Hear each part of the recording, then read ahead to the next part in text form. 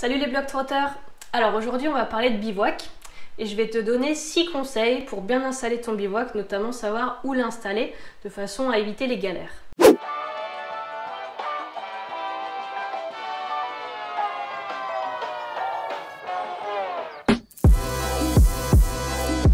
Donc mon premier conseil, ça va être d'éviter les cuvettes.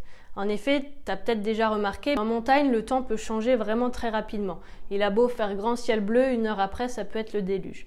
Donc évite de t'installer au fond d'une cuvette parce que ça a tendance à ruisseler d'un petit peu partout et ça serait dommage de te retrouver les fesses au fond de l'eau. Deuxième conseil, ça va être d'éviter de t'installer au niveau d'un passage d'un col ou d'une crête. C'est un petit peu le même principe, mais là c'est plutôt par rapport au vent. Il faut savoir qu'avec les reliefs, il y a des couloirs qui se forment et c'est dans ces couloirs que les vents sont les plus violents. Troisième conseil, essaye de trouver une zone plate et sèche. Donc si possible, pas trop rocailleuse, avec pas trop de cailloux, où tu vas pouvoir planter tes sardines assez facilement. L'idéal, donc encore mieux, c'est de trouver une zone qui est très légèrement convexe. C'est-à-dire que sous ta toile de tente, ça doit être plutôt bombé dans le sens là que dans le sens là. En cas de pluie, ça permet à l'eau de s'évacuer et surtout de partir loin de ta tente et de pas s'accumuler en dessous de ta toile de tente. Quatrième conseil, ça va être de t'installer proche d'un cours d'eau. C'est quand même toujours un plus. Il faut savoir que voilà, tu auras certainement besoin d'eau pour le repas du soir et pour le repas du lendemain matin.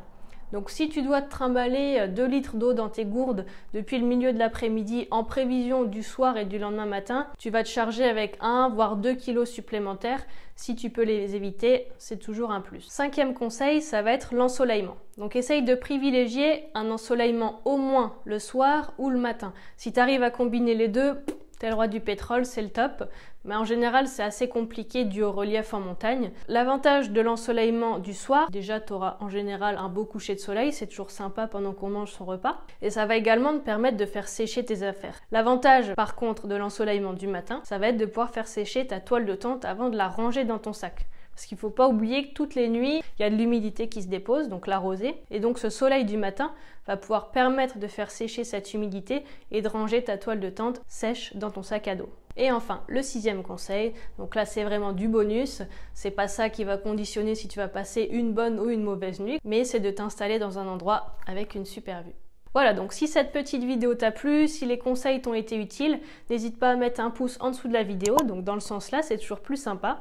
N'hésite pas à t'abonner aussi à ma chaîne YouTube et à cliquer sur la petite cloche pour recevoir toutes mes notifications, mes bons conseils, mes bons plans.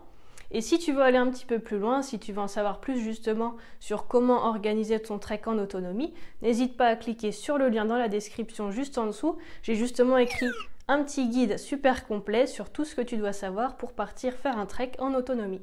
Allez, je te dis à la prochaine. Ciao!